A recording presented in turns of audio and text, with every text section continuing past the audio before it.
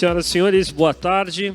Sejam todos bem-vindos novamente. Esta é a 100ª edição do ENIC, nosso encontro internacional da indústria da construção. Nós gostaríamos, mais uma vez, enquanto os nossos participantes se acomodam, de agradecer os apoiadores e patrocinadores desse evento. O ENIC, 100ª edição do ENIC, conta com o apoio do Sistema Indústria, com realização do SESI e do SENAI. Ainda conta com o patrocinador oficial deste evento, que é a Caixa Econômica Federal e Governo Federal. Preservar o meio ambiente é investir em um futuro melhor para as próximas gerações. Grande parte da poluição pode ser evitada com simples mudanças de hábito. Faça a sua parte realizando o descarte correto de resíduos e transforme o mundo em um lugar mais sustentável. Na Caixa, pequenas atitudes fazem grande diferença. Juntos podemos construir um futuro mais limpo e sustentável para todos. Contamos também com o patrocínio no Hub e Name Room de Sustentabilidade, a Saint-Gobain, no Hub de Inovação, o Sebrae, e no Hub de Tecnologia, a Mútua, a Caixa de Assistência dos Profissionais dos CREAS, e também como patrocinador Ouro, Apex, a BDI e CalSP. Nós, então, vamos iniciar, neste momento, o painel com o tema Mercado Imobiliário, pesquisas e indicadores para melhor tomada de decisões. E, para tanto, eu convido ao palco o nosso moderador, Celso Petrucci, economista-chefe do Secov SP, a quem eu peço uma salva de palmas.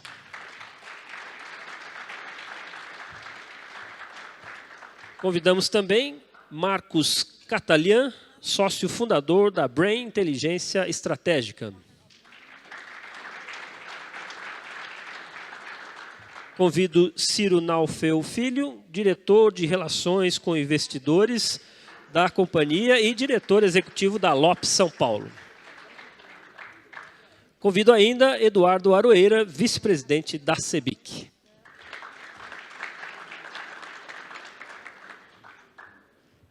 Para as considerações iniciais e condução do painel, passo a palavra a Celso Petrucci. Boa tarde a todos. Mais um painel aqui, né?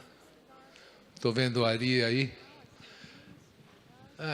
Bom, gente, faz perto de 15 anos, aproximadamente, o nosso setor não tinha tanta pesquisa, né? Eu lembro que em 2013, nós preocupados com isso, a Câmara Brasileira da Indústria da Construção, o Secov, a gente começou a reunir os sindicatos do Brasil que faziam as suas pesquisas, seus IVVs, para que a gente pudesse começar a trabalhar um indicador nacional, né? Essa época também eu conheci a Brain. Eu fui lá para Curitiba com a equipe de economia do Secov e fui conhecer a Brain, né? E a Brain se transformou nessa empresa, a maior empresa de desenvolvimento de estratégia, a maior empresa de dados do mercado imobiliário. Ou seja, hoje é um ecossistema trabalhando com o máximo de informações possíveis, porque o nosso negócio é um negócio muito complicado, né? O negócio de incorporação é uma coisa complicada, né? De ciclo longo, não demora menos do que 5, 6, 7 anos, né? Da prospecção de um terreno até você receber o último recebível daquela incorporação.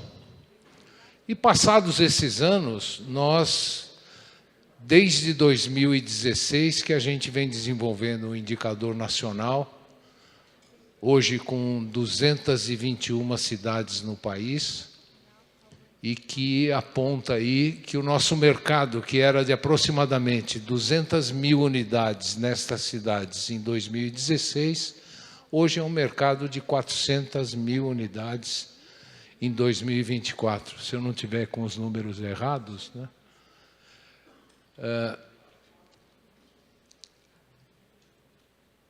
Nós lá, aqui em São Paulo,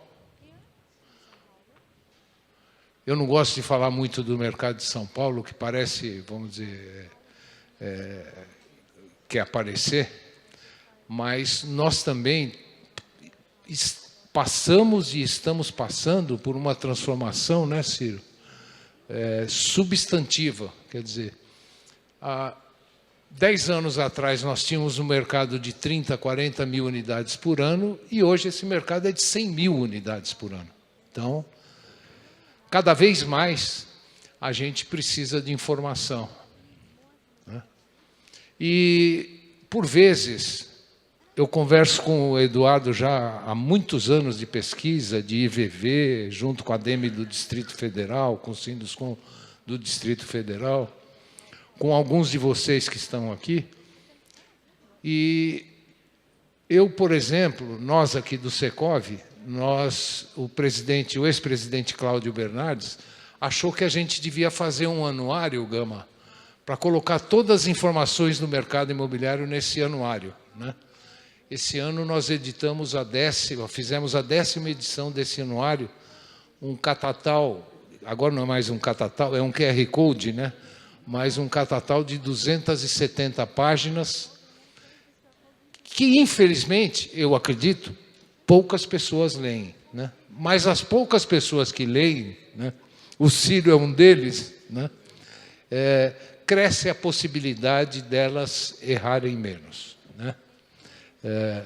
Porque o seu Eli Horn, que, segundo uma notícia que eu recebi hoje, tem uma empresa que vale 9 bilhões e meio de reais, a Cirela, né?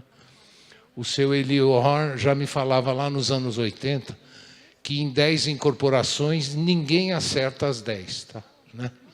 Não, é uma coisa muito difícil de acontecer. Então, é por isso que, em nome do Eli Vertain, que não pôde estar aqui com a gente, né, o nosso vice-presidente da área imobiliária da CEBIC, que está em pequenas férias depois de um problema, de um adiamento de uma viagem aí por problema de saúde, pediu que a gente trocasse uma ideia sobre esse tema. Então, eu vou passar para o Marcos Catalian, que é o sócio, um dos fundadores da Brain, para ele fazer uma apresentação. Depois eu vou passar para o Ciro falar um pouco sobre a visão deles, né, a maior imobiliária do Brasil, a Lopes, falar sobre a visão dele de pesquisa de mercado, o que isso pode ajudar, auxiliar no desenvolvimento de produto, na colocação desses produtos, e depois para o meu amigo Eduardo, para falar um pouco de qual é a importância de um índice lá no Distrito Federal, que acompanhou tantas... essa montanha-russa que aconteceu nos últimos 10 anos lá, e eu acho que vai ser muito interessante para nós, e nós vamos sair daqui conhecendo um pouquinho mais. Marcos, a bola está com você. É que eu fico em pé lá para apresentar? Acho que vai passar. Ah, é? Será que é melhor eu passar?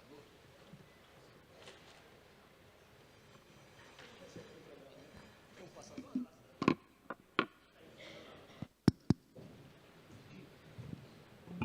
Ah, vai passar aqui. Bom, gente, boa tarde.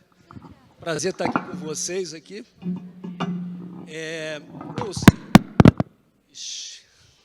Prazer estar com vocês aqui. Obrigado pelas palavras. Eu lembro desse trabalho, né, Celso, que a gente fez lá atrás, junto com a CEBIC, de ter indicadores nacionais e poder saber qual é o tamanho. A pergunta inicial, qual é o tamanho do mercado, né? Chegava um investidor, viu, Ciro? Chegava um investidor estrangeiro, primeira pergunta que ele fazia é: qual é o tamanho do mercado de São Paulo? Aí um olhava para o outro, qual é o tamanho do mercado do Brasil? Ninguém sabia dizer qual era o tamanho do mercado e por aí vai. Então, parabenizo mais uma vez aí a CEBIC, o Secov, as entidades por esse trabalho. O que eu trouxe aqui, uma rápida fala, embora a apresentação até um pouco extensa, mas eu não vou passá-la inteira, que eu fiz questão de deixar essa apresentação para depois vocês terem acesso às informações, aos números ali contidos, né? É um pouquinho da maneira como a gente entende que a gente deva olhar os indicadores de mercado imobiliário, ou melhor dizendo, os indicadores em geral, para a tomada de decisão, e as pesquisas para a tomada de decisão. É bom dizer, né, Celso, que nenhuma pesquisa, nenhum indicador vai eliminar o risco. A incorporação é uma atividade de risco, é uma atividade de médio ou longo prazo, dependendo da situação, mas, obviamente, o nosso papel é minimizar o risco, e o papel das entidades é dar suporte aos incorporadores com essa minimização de risco, trazendo informação para a tomada de decisão, né? Então, só para quem não conhece, o Grupo Brain hoje é a Brain, o GeoBrain, que é a nossa plataforma de dados, né? Inclusive auxilia o próprio mercado financeiro concedente de crédito, né, para fazer as análises para concessão de crédito, e a TRIC é uma empresa de consultoria financeira para a estruturação de empreendimentos imobiliários. Vou passar rapidamente aqui. Bom, o que eu gosto de dizer? Eu gosto de dizer que tem 4 formas de ver o mercado e que tem uma relação com 4 grandes grupos de indicadores, né? O primeiro grupo de indicador, que a gente vai falar rapidamente, e que obviamente é importante, são os indicadores macroeconômicos. Não tem como a gente eliminar a lógica macroeconômica de uma realidade, de um país, de uma sociedade. Então, obviamente, a gente tem que olhar os indicadores macroeconômicos. Os indicadores do setor, os indicadores propriamente setoriais, o que eu estou chamando de indicadores preditivos, ou indicadores antecedentes, e os indicadores do negócio. Seguramente o Ciro vai até aprofundar na parte de indicador de negócio, porque ele está na ponta ali da comercialização. Então, assim, indicadores macroeconômicos são vários, né? Mas é óbvio que a gente tem que olhar alguns deles, como, por exemplo, o crescimento do PIB. Então, um dos elementos que certamente explicam, por exemplo, o crescimento nos últimos anos da incorporação, né, do mercado imobiliário, o Celso falou em 400 mil unidades, é a própria força do crescimento do PIB, né, o próprio PIB da construção, geralmente acompanhando aí o PIB nacional, né? A gente tem que ver, naturalmente, também um indicador que é muito forte, muito importante, que está sustentando a economia do Brasil e também o próprio PIB, e o mercado imobiliário, é a geração líquida de empregos. E a gente consegue ver isso cidade a cidade, região a região. Então, tem regiões em que o pleno emprego, obviamente, gera aí um desenvolvimento muito intenso, né? Obviamente, a gente tem que acompanhar a taxa de juros e o que ela significa para a incorporação e para a ponta da comercialização. A gente vê agora um aperto na liquidez. A gente conversando com vários incorporadores, imobiliárias, o cliente está dando menos dinheiro, porque ele tem mais dinheiro aplicado, ele está comprando, mas com menos entrada, né? E um dos fatores que explicam esse crescimento também, né, que a gente vem tendo, é que a gente está com ganho real, né, ganho de salário real. A gente cresceu nos últimos 3 anos 7% real ao ano. Então, a massa salarial cresceu real 7% ao ano. Então, quando a gente vê esses indicadores que são macro, a gente fala, opa, existe aí seguramente forças econômicas que vão ajudando a moldar o mercado imobiliário. Então, isso foi alguns dos exemplos que eu quis trazer aqui. E, por último, eu sei que deve estar pouco visível, mas até é legal depois você ver isso, Celso,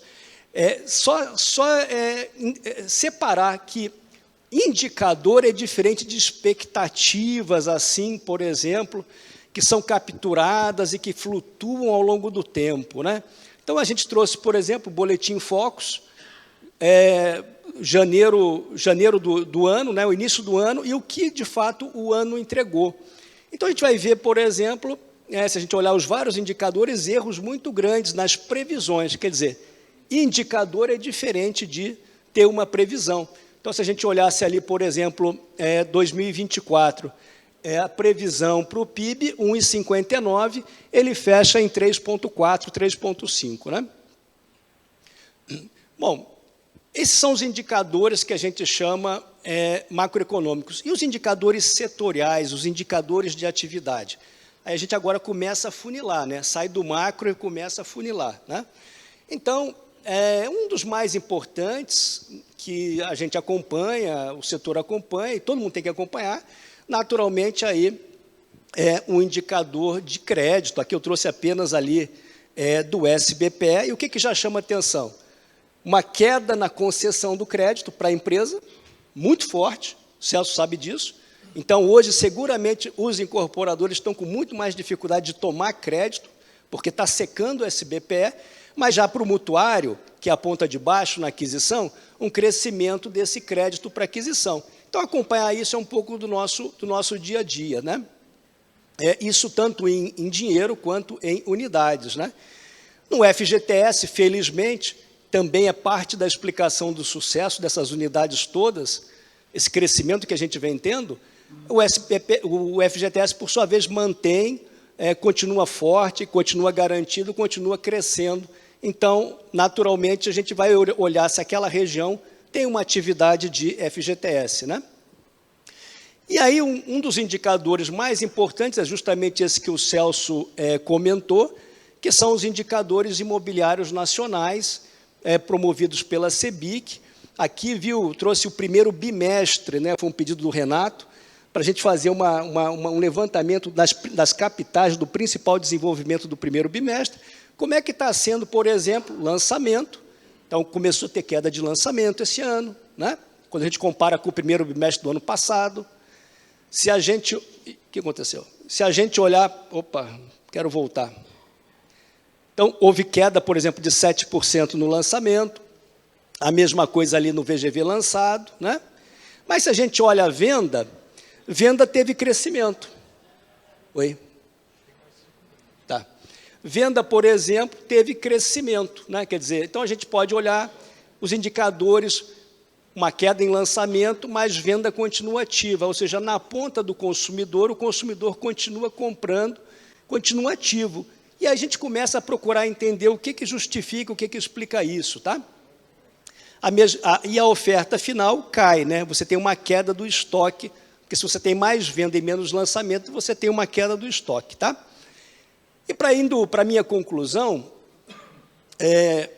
saindo dos indicadores macros, indicadores setoriais, que eu trouxe alguns exemplos, a gente gosta muito de ver os indicadores antecedentes, que a gente diz que são indicadores preditivos, né? E talvez o mais importante deles, na nossa avaliação, é a intenção de compra de imóvel, que a gente mede trimestre a trimestre e região a região no Brasil, né? E, em alguns casos, cidade a cidade. O que está acontecendo com a intenção de compra de imóvel, né? Então, a última pesquisa que a gente realizou, no início desse ano, indicando ali 44% com intenção de compra, né? E a gente olha isso ao longo do tempo. Então, olha só, pessoal, parte da justificativa do mercado estar forte, o Celso estava falando, por exemplo, que o resultado em São Paulo foi bastante forte esse bimestre aí, é que a intenção do consumidor continua firme, continua forte. E continua forte por quê? Porque ele está empregado, né, a taxa de desemprego está muito baixa, né, como a gente viu, o salário, o rendimento médio está alto, e ele, obviamente, está numa posição de interesse de aquisição. Então, a intenção de compra continua alta, né? Então, a gente consegue medir isso ao longo do tempo, medir a busca presencial, né, a ida a plantão, como é que está a ida a plantão em termos de famílias que estão indo a plantão, né? E o tempo dessa intenção de compra se realizar, e por aí vai.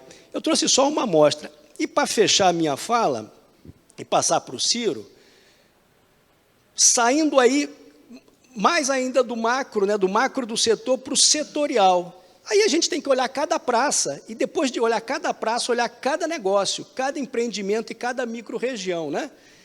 Então, naturalmente, a gente faz os grandes... Peguei um exemplo de São Paulo, aí são dados do GeoBrain, não são exatamente os dados do Secov, tá?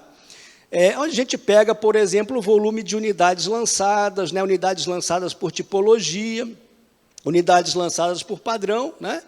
Até chegar nos acumulados de vendas, lançamento, né? Evolução da oferta. Enfim, a gente vai chegando ali na análise mais fina, né? e vai descendo por padrão, vai conseguindo cada vez mais, vai afunilando, e até chegar nos mapas georreferenciados. Deixa eu ver se eu trago alguns mapas aqui, lá no final, em que você consegue olhar a cidade ponto a ponto e ver o que está acontecendo com aquela região, com aquela comercialização, com aquele tipo de produto. Isso é, grosso modo, o que a gente usa para fazer uma análise de mercado imobiliário e o que a gente recomenda, não para eliminar o risco, mas para minimizar, reduzir, porque a gente tem uma responsabilidade muito grande, né? Eu falo para o pessoal, para a minha equipe toda, gente, a nossa responsabilidade é gigante, nós temos que pensar várias vezes antes de fazer uma recomendação, porque o risco que o incorporador está tomando é muito forte, né? E, felizmente, e aí eu parabenizo o setor, hoje a gente tem uma incorporação mais capacitada, mais profissionalizada, um incorporador muito mais qualificado, e é assim que a gente está com um setor sólido, né? Um setor sólido, contribuindo para o Brasil, contribuindo com a geração de emprego, com a geração de renda, e, melhor de tudo, fazendo famílias felizes, né? Ou seja, entregando aí o principal produto da vida das famílias, que é a sua residência, o seu lar. Então, esse foi um pequeno comentário que eu quis fazer dessas formas de ver os indicadores, com 4 maneiras, indo do macro até o micro. É isso, pessoal. Muito obrigado.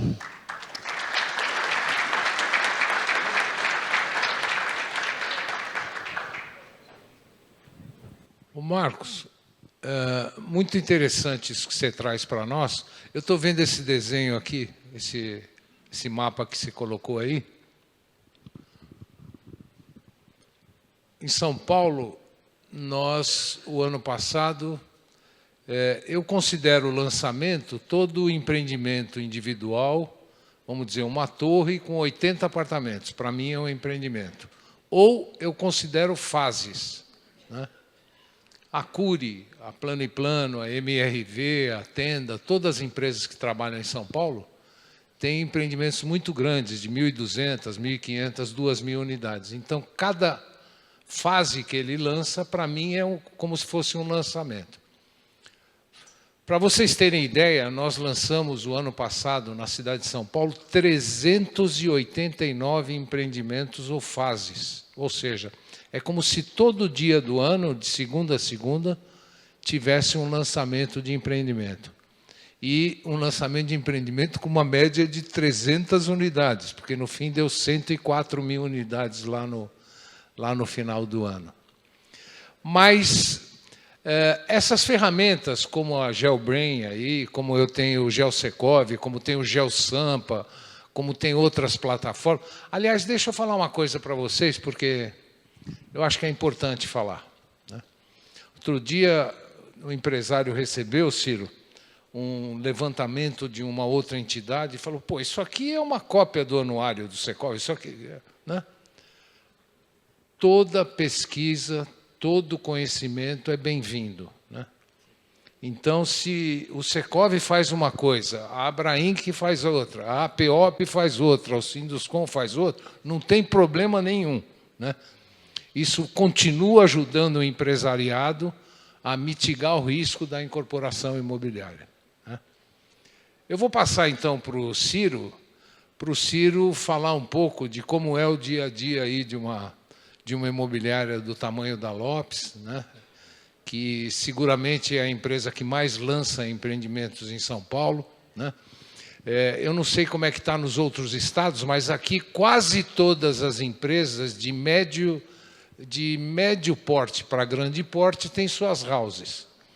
Mas a grande maioria delas não deixa de ter uma empresa líder na sua venda. E a grande empresa líder na venda aqui em São Paulo é a Lopes. Ciro, fica à vontade. Obrigado, Celso. Boa tarde a todos. Falar depois do Marco agora é uma responsabilidade, né? Mas é bacana porque eu acho que complementa muito, Marco, o que você colocou, porque, obviamente, a Lopes sendo uma empresa imobiliária, a gente não tem a pretensão de ser um instituto de pesquisa, nem o Secov, então a gente não manipula dados de economia, a gente não manipula dados da atividade como um todo, né? Mas a gente também, obviamente, se beneficia do trabalho que o Secovi faz, e eu brinco com o Celso, vou ter que imprimir 270 páginas aqui para ficar lendo. Mas o que acontece, pessoal? O Celso falou que há 15, 20 anos atrás a gente não tinha esse trabalho, essa manipulação.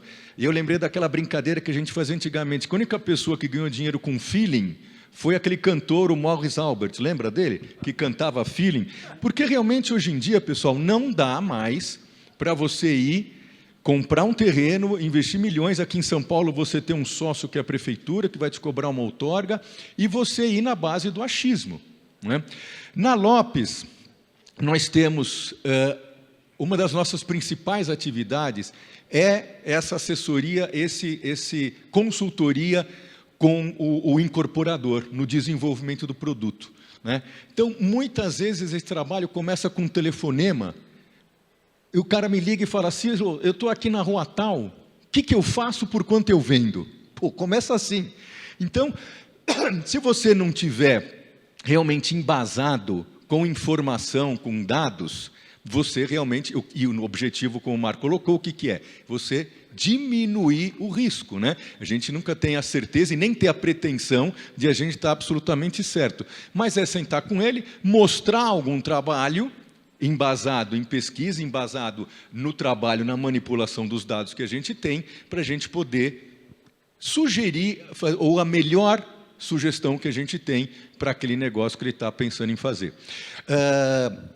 A Lopes, ela tem a vantagem de ser uma empresa que, pela capilaridade dela, eu consigo coletar a informação, né? Mesmo não sendo uma empresa de pesquisa, eu, por exemplo, em São Paulo, Celso, nos meus plantões, eu tenho uma média de 2.000 visitas no final de semana.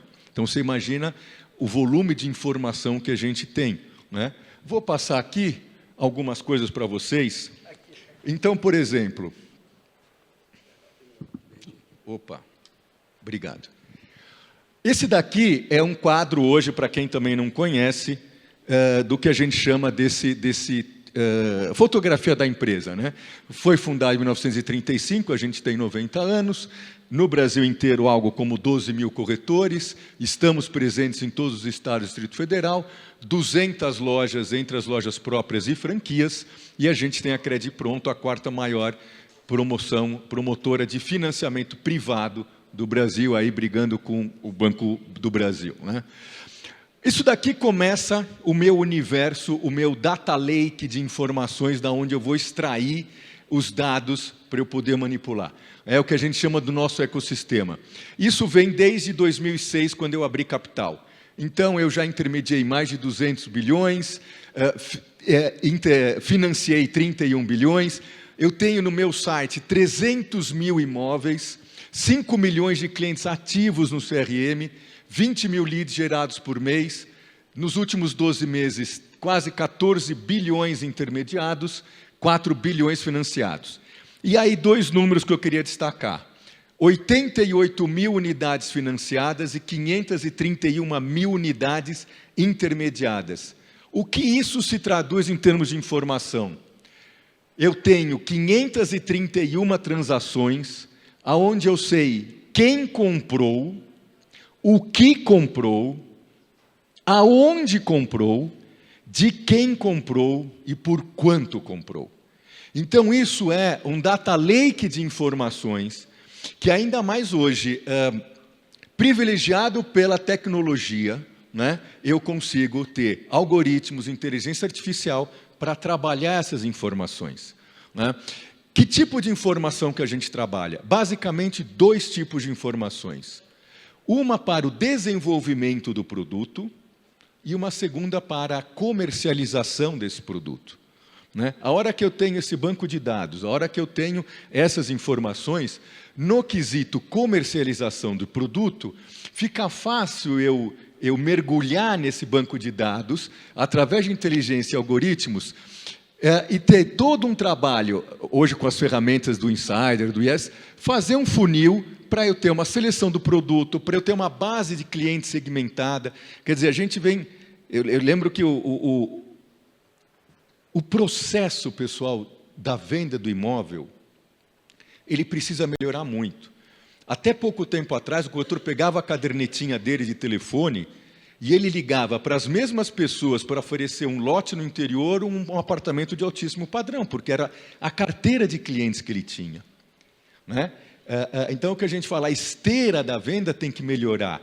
E como é que a gente melhora isso? A hora que eu tiro essa relação do corretor e passo essa responsabilidade para a imobiliária, porque eu vou entregar para o corretor uma base segmentada para ele, né? Para quem que ele tem que oferecer aquele produto. E isso eu extraio desse banco de dados com essas ferramentas hoje aplicadas, né? Eu extraio para ele o que a gente tem que procurar ter uma eficiência lá dentro da empresa, é um trimete que a gente fala, o cliente procurando o imóvel adequado para ele, atendido pelo corretor especialista daquele imóvel. Quanto mais eu tenho uma eficiência nesse trimete, maior a minha chance de ter uma transação concluída, que no final do dia é o que eu quero. Deixa eu perguntar, Ciro. Claro. Você falou o cliente, o corretor especializado do imóvel. Vocês têm corretores diferenciados por padrão de imóvel? Às vezes, por padrão, hoje, você tem basicamente as pontas um pouco mais especializadas. Ou o econômico, que é uma outra venda, assim como o produto econômico é uma outra incorporação, é um outro business, é uma outra obra, você também precisa ter um outro corretor. Por quê? Porque ele precisa entender de crédito, ele precisa entender de um SICAQ, né? Ele precisa entender do processo da caixa. E você tem, de repente, a ponta do altíssimo padrão, que você tem uma pessoa um pouco mais especializada. Tirando isso, o meio é um pouco comum ainda hoje em dia. Eu acho que com a inteligência, com a tecnologia hoje, eu vou ser capaz de cada vez mais criar filtros para começar a segmentar esse salão todo. Então, o Marco, ele vai ser o cara da Vila Mariana. Você vai ser o cara de Moema. Entendeu? E por aí a gente vai, porque eu vou saber que você foi muito bem num produto semelhante e quando eu tiver um outro incorporador fazendo aquele mesmo produto, eu sei que a sua conversão cliente-venda é positiva. Então, analisando esses dados, a gente consegue fazer uma segmentação. Né? Aqui as várias ferramentas que a gente usa, obviamente, segmentada a base e passada para o corretor, e-mail marketing, WhatsApp, o SMS, notificações push, e a gente ainda tem também o trabalho de rua, que aqui em São Paulo também é muito forte. Agora, aqui é uma coisa legal, que eu não sei se todos vocês conhecem, que é essa parte que a gente usa, essa segmentação de dados, essa informação, para o desenvolvimento do produto, para responder essa pergunta para o incorporador. O que eu faço por quanto eu vendo? Né? Então, isso daqui, por exemplo, eu trouxe um trabalho, um exemplo, alguns slides, que aqui está a Thalita, o Vinícius, o Gabriel, que é o nosso time de inteligência de mercado e que desenvolve todos esses trabalhos para todo o mercado aqui de São Paulo, com muita competência. Então, isso, por exemplo, foi um trabalho que a gente fez para um incorporador que estava querendo fazer um produto em Pinheiros. Então, você vai no achismo, né? Você vai no achismo, poxa, Pinheiros, na rua tal, poxa, faz isso, isso, isso, vai vender por tanto. Pô, mas agora vamos aprofundar. Aí ele liga no dia assim, comprei o terreno. Putz, agora pera. Então, vamos levantar o negócio. Então, por exemplo, a gente levanta a área, mapeia todos os produtos que foram lançados naquela área nos últimos 3 anos. Por que os 3 anos? Porque, via de regra, é o período entre a data do lançamento e a entrega daquele produto. A partir daquele momento que ele é entregue, ele deixa de ser acompanhado até pelos institutos de pesquisas e por nós, ele vira quase que um mercado secundário, então a gente trabalha esses 3 anos. Então eu apresento para ele um resumo. Então, por exemplo, em Pinheiros, isso aqui é recente, fevereiro, 1 ano. Nessa época tinham tido 43 lançamentos em Pinheiros, um VGV de tanto, 7.400 unidades lançadas, tem 13% de estoque, preço médio do estoque, eu já começo a falar de preço para ele. Olha aqui, ó, aqui você tem hoje esse estoque de 23.500.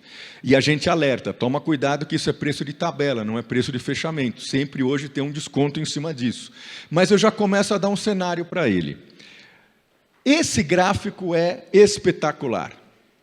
Todo incorporador gosta e a gente usa muito esse gráfico para a gente começar a discutir que tipo de produto ele vai fazer. Por quê? Porque aqui eu pego aquelas 7.400 unidades que vocês viram e eu estouro aquela quantidade de unidades por metragem. Então, por exemplo, aqui você vê quem é de São Paulo, já começa ainda a ver como ainda tem o reflexo do apartamento compacto e dos estúdios, né? Por exemplo, nesse bairro de 7.500 unidades, eu tenho 4.000, 5.500 tem até 39 metros quadrados. Então, se a sua ideia incorporadora é fazer um compacto, cuidado, porque tem muita oferta. Apesar de que eu sempre falo o seguinte, e o Marco comentou isso, a pesquisa não tem a pretensão de ser exata. Assim como um slide. Eu falo, nunca a gente pode concluir um slide. Espera aí, aquela metragem ninguém lançou. Mas não lançou, então é uma oportunidade ou não lançou porque não vende? Não sei, vamos analisar outros gráficos, outras informações. Então, de repente, lançou muito estúdio, lançou muito compacto, é verdade. Mas também vendeu bem. Olha lá, de 4.000, só tem 270 à venda, porque aquele vermelhinho lá é quantas unidades tem de estoque, a coluna cinza é quanto vendeu, e o número superior é o número total. E em cima é o percentual de estoque. Então, por exemplo, se o incorporador ele quer fazer um apartamento de 200 a 249, claro, isso aqui tem que ser cruzado com o local, se o local comporta, toda aquela coisa da vocação imobiliária. Mas aqui, de repente, olha essas metragens aqui, é capaz de ele ter uma janela de mercado aqui. Ó, 250, em 3 anos, só 38 unidades foram lançadas. Vendeu 13 e tem 25. Olha, eu tenho uma boa e uma má notícia aqui para você. Lançou muito pouco, hein? Então, seu produto aqui, ele pode ter uma visibilidade boa, mas a venda é lenta. Porque você vê que o percentual de estoque é 66%. Mas você não vai ter concorrente. Vale a pena? Vamos continuar a discussão. Aí a gente começa a entrar em questões de desenvolvimento do produto propriamente dito. O que é esse produto aqui? Porque isso eu tenho, esses 43 empreendimentos vai acompanhado do que a gente chama de um anexo, empreendimento a empreendimento, para a gente analisar qual que foi bem, qual que foi mal, qual que tem o estoque, qual que não tem. Então, esse gráfico aqui é muito interessante para a gente começar a discutir e trazer essa informação levantada através das pesquisas para o desenvolvimento do produto. E aí, aqui a gente faz essa mesma análise, só que em vez de metragem, a gente faz por dormitório. Eu, particularmente, gosto de trabalhar metro quadrado e não dormitório, ainda mais em São Paulo, que a gente hoje vive, você vai ter 2 dormitórios de 32 metros quadrados no Minha Casa Minha Vida, até 2 dormitórios de 80 metros quadrados em bairros mais sofisticados. Então, tem que tomar um cuidado quando você analisa dormitório, mas não deixa de ser uma referência. A gente pega a mesma explosão das metragens e começa a mostrar preço.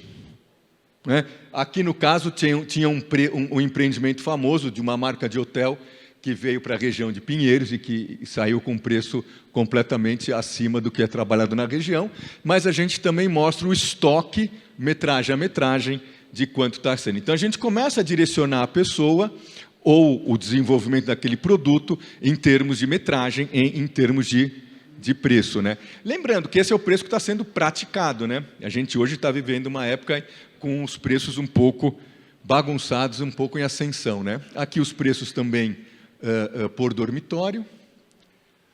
A gente também costuma trazer para essa discussão alguns produtos relevantes que foram lançados naquele bairro específico.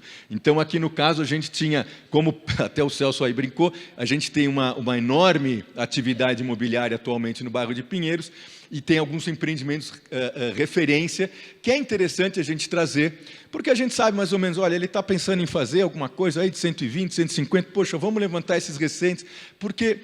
Por que o Celso comentou que a grande maioria das empresas que tem house aqui em São Paulo põe a Lopes no plantão?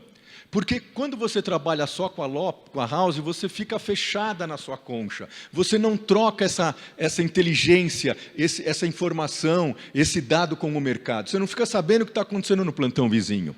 E é muito importante, porque quando eu sento com o incorporador, eu conto, olha, aquele teu vizinho fez determinada coisa e foi bem sucedido, ou ele fez e não deu certo, lá a tal metragem não foi aceita, tal característica foi demais aceita. Então, essa troca da capilaridade que eu ofereço para o incorporador é muito importante. Né? E aí a gente traz, Por exemplo, quando o produto é lançado por mim, que eu estou no plantão, eu trago o preço assinado. Não é o preço que está na tabela lá, que muitas vezes tem uma gordura. Eu trago para ele o preço que foi assinado no contrato. E a gente, obviamente, traz uma breve ficha contando a história desse produto que, por algum motivo, tem uma relevância no terreno que ele está estudando. Né? Aqui outros exemplos. A gente traz informações também de empreendimentos que serão lançados, mas que já estão em atividade, sempre com a informação. Era isso, quer dizer, acho que era mais passar a diferença, ou o complemento que a gente manipula como a gente trabalha esse dado, tanto na ponta da comercialização, quanto na ponta do desenvolvimento. Obrigado, pessoal.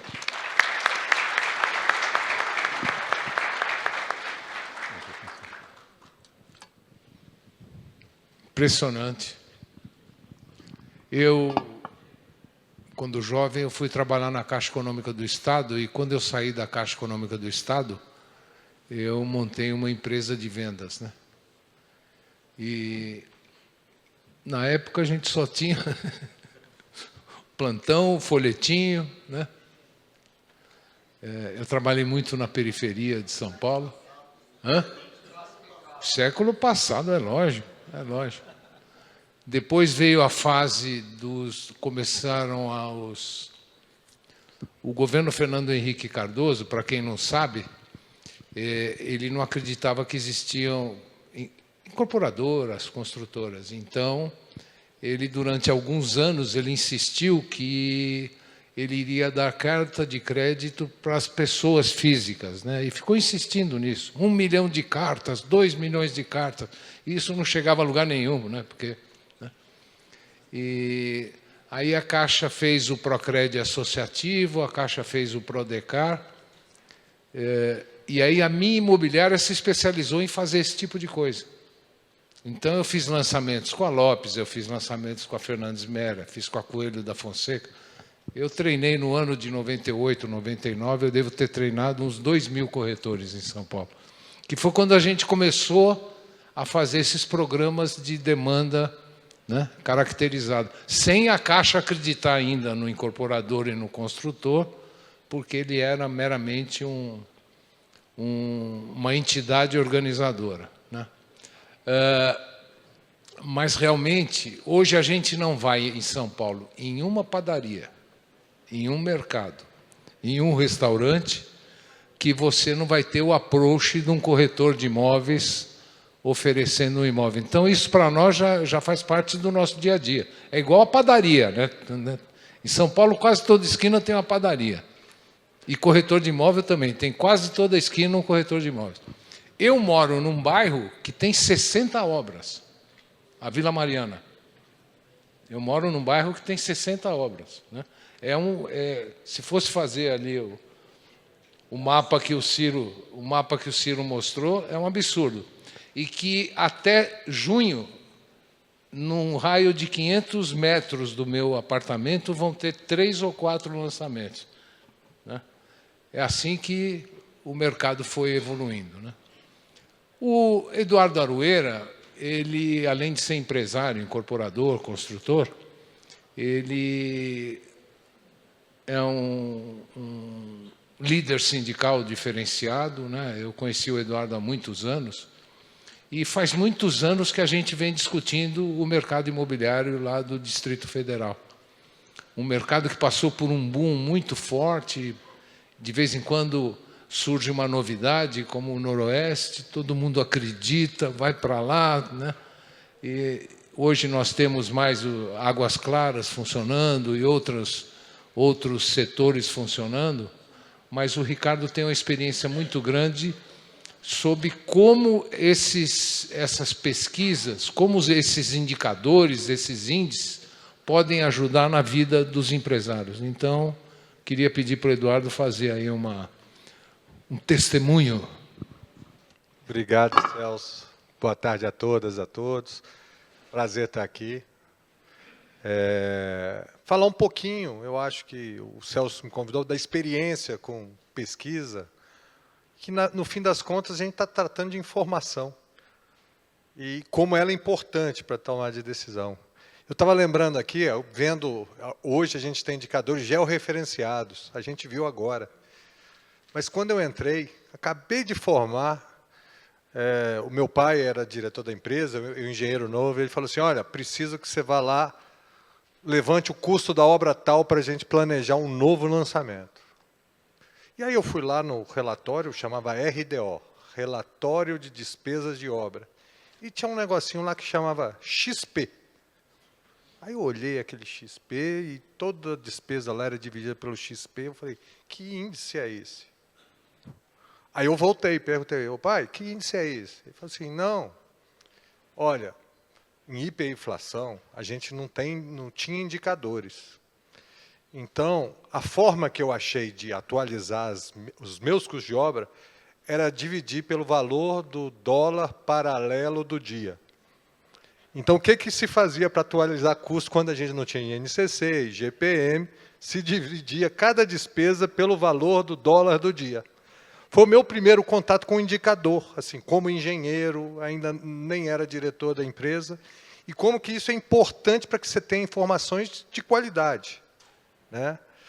E aí a gente foi desenvolvendo, a gente passa a fazer parte de entidades de classe, e aí o Paulo Muniz, que está sentado aqui, me chamou para ser vice-presidente lá da ADEME, e a gente passou, e com isso eu passei a frequentar, foi aí que eu te conheci, Celso, aqui no Secov, as rodadas de mercado, vinha eu e o Paulo de Brasília, e aí você perguntava, e o mercado de Brasília? Aí o Paulo assim, é o feeling, né? A gente tinha o feeling.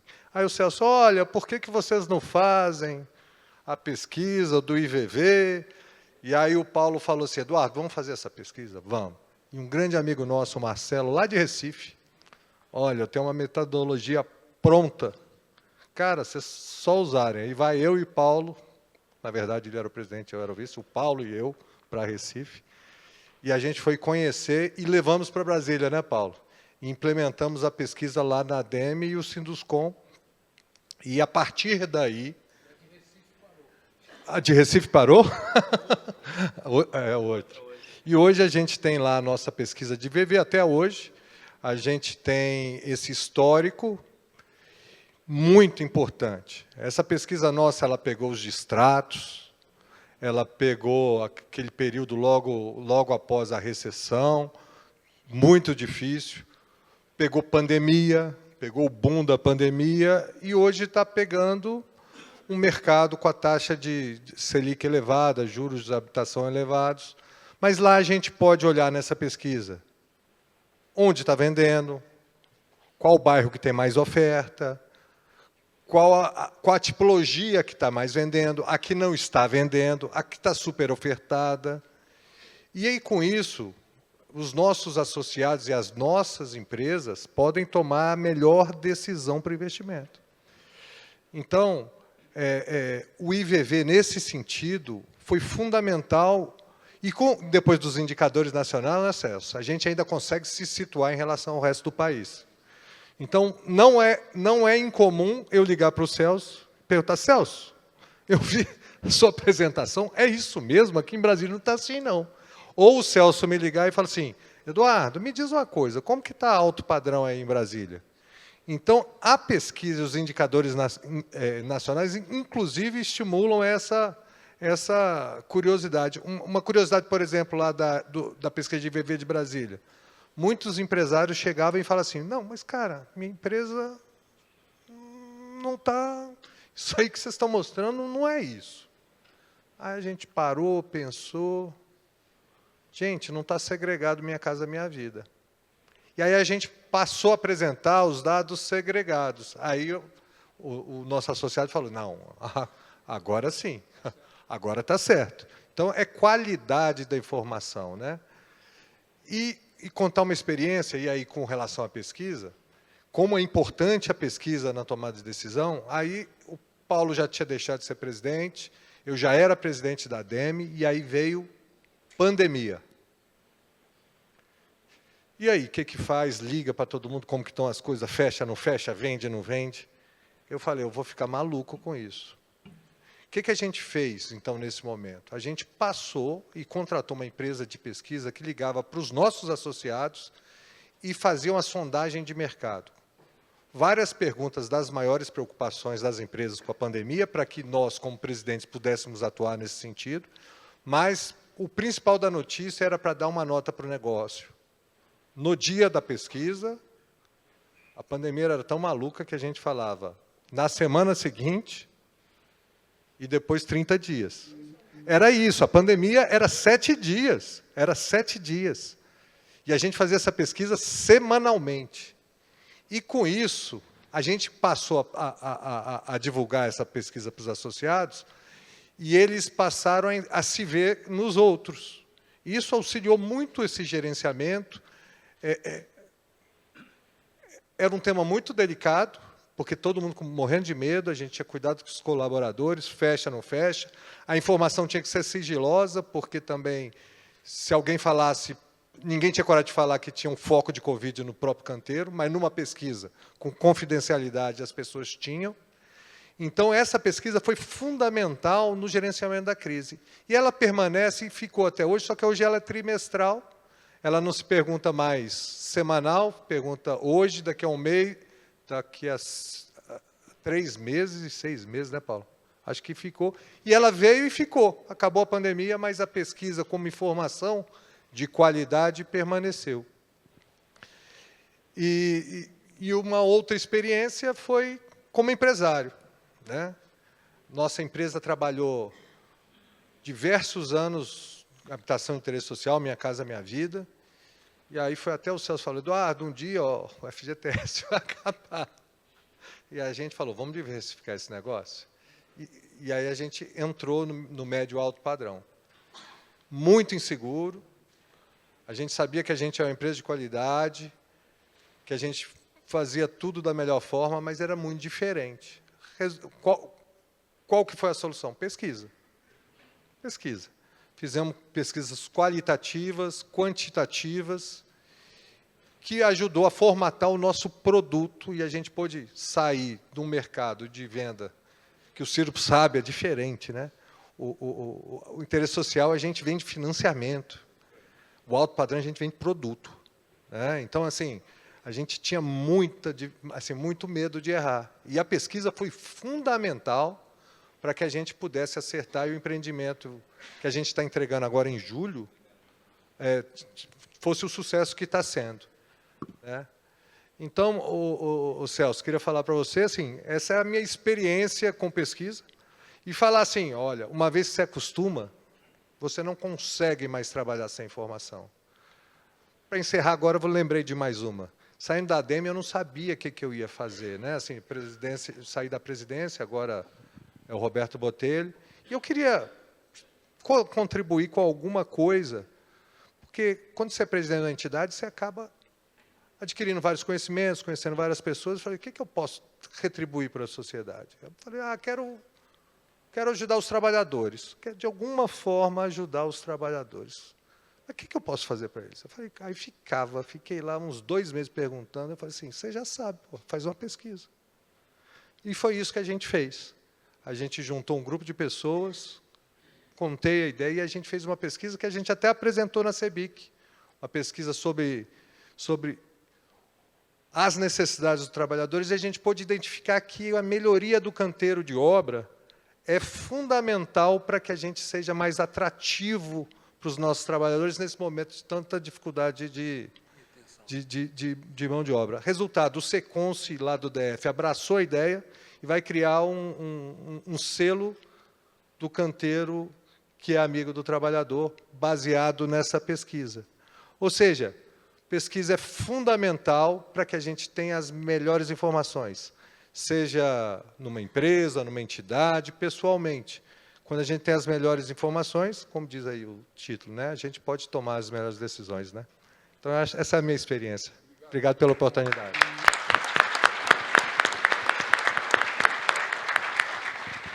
Deixa eu fazer uma correção aqui, que Betinho e Avelar abriram um olhão ali.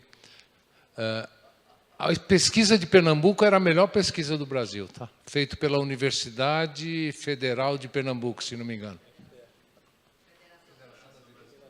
Federação das Indústrias de FIEP. Mas eu posso dizer para vocês que hoje eu acompanho, e acompanhei nos últimos 2 anos, eu sou conselheiro de uma empresa de Recife, e os dados que a ADEME tem, empresa por empresa, bairro por bairro, são com a mesma qualidade que tinha. Não, é que eu falei que acabou a pesquisa, será que lá ninguém faz mais pesquisa? É pesquisa que nos permite dizer que, por exemplo, em Fortaleza, do Gama, tem um mercado de 5 bilhões. Eu li isso, tá? Tem um mercado de 5 bilhões. A região metropolitana de Campinas é um mercado de 5 bilhões. Né?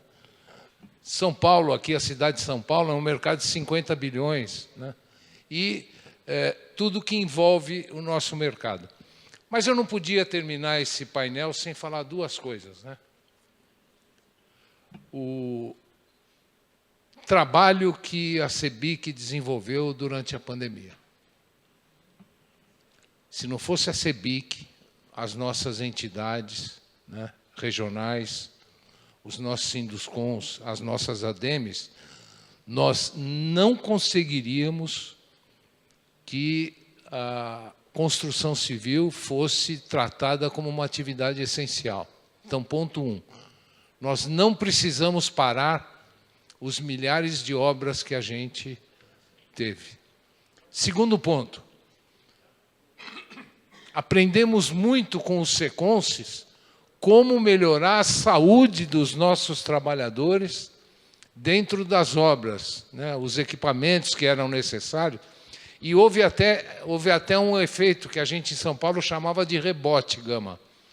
O trabalhador da construção civil bem informado, bem equipado, acabava levando isso para a sua casa onde não tinha informação nenhuma, né?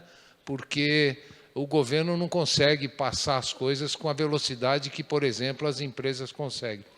Então, esse foi um fator que permitiu que nós tivéssemos, em 2021, um mercado imobiliário melhor que o de 2020. Né?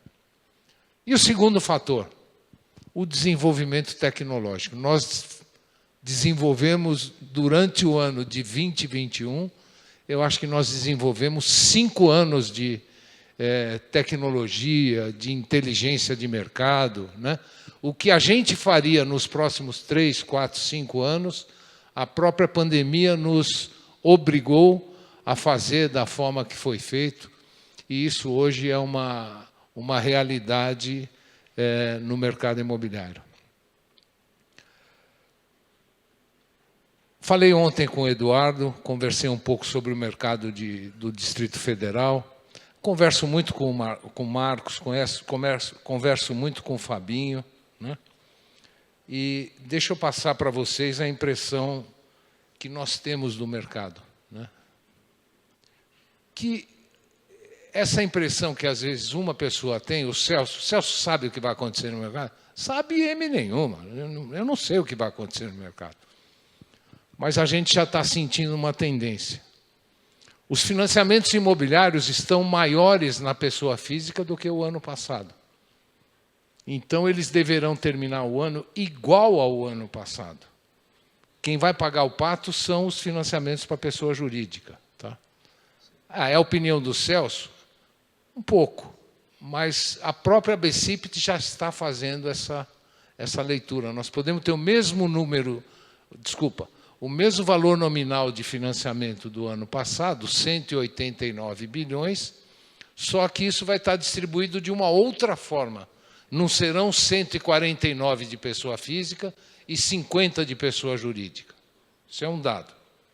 O segundo dado, poderemos vender 400 mil unidades, como está o nosso indicador em dezembro de 24?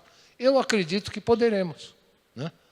Só que o programa Minha Casa Minha Vida vai tomar conta de uma parte das vendas, vai ter como diz um amigo meu, vai ter um plus a mais de Minha Casa Minha Vida, agora então com a faixa 4 para pessoa física, né? Não sei se todo mundo sabe, mas a faixa 4 não é pessoa jurídica, tá? É só pessoa física. A faixa 4 vai trazer mais alguns milhares de operação para dentro do nosso indicador. Gente, O Eli, que é o presidente da CI, o Cláudio Bernardes, que imaginou que pudesse um anuário ser uma coisa interessante, eu que fui lá em 2007 para trabalhar no Departamento de Economia, eu que sempre gostei desse tema de pesquisas e debatemos muito de 2013 a 2016 para chegar nos indicadores, eu não tenho a menor dúvida que vale a pena investir em pesquisa. Tá? Vale a pena investir em pesquisa. Eu moro numa rua que o metro quadrado da minha rua deve estar hoje uns... Conselheiro Rodrigues Alves, deve estar uns 15, 16, né? A rua do lado, que é a Morgado de Mateus, ela não tem o trânsito que tem a minha rua, ela é mais arborizada, né? Ela tem mais comércio, né? Tem mais restaurante, né? O preço ali já deve ser no mínimo R$ 1.500 a mais, né? E na Mâncio de Carvalho, que é a rua de baixo, ali que vai para a rua Tutóia, deve ser menos um pouquinho do que é a minha rua. Ou seja, num ambiente tão competitivo, e esse ambiente se instalou no Brasil inteiro, não é só em São Paulo, a gente tem que tomar muito cuidado com o que a gente vai fazer. Queria agradecer a atenção de vocês, dizer o seguinte, daqui a 15 minutos, nós vamos debater um outro tema. Aí eu já não vou debater nada, vou só facilitar, que é a reforma tributária, tá? A mudança que vai ter nas nossas vidas, né? Vocês que estão acostumados a ir para a Europa, para os Estados Unidos, e ver lá o preço da mercadoria, né? É $8, aí vai pagar, fala, é 8,80. Fala, porra, como é que é 8,80, né? Porque tem o IVA já feito lá, nos lugares 10, nos outros 12, nos outros 14, né? Nós vamos ter um IVA aí de... O Rodrigo está aí já? Ele deve estar na sala VIP. Nós vamos ter um IVA de 27,5% no Brasil. Vai afetar toda a nossa operação, né? Vai afetar as empresas que têm lucro presumido, vai afetar as empresas que pagam RET, vai afetar as empresas do Simples, né? E vai ter que aprender a trabalhar diferente. Mas tem uma promessa do Bernard Api que está sendo simplificado e que vai ser um sistema onde haverá maior justiça tributária, né? Então, quem tiver interesse aí sobre o assunto, nós estamos aqui às 15h45. Muito obrigado pela atenção de vocês.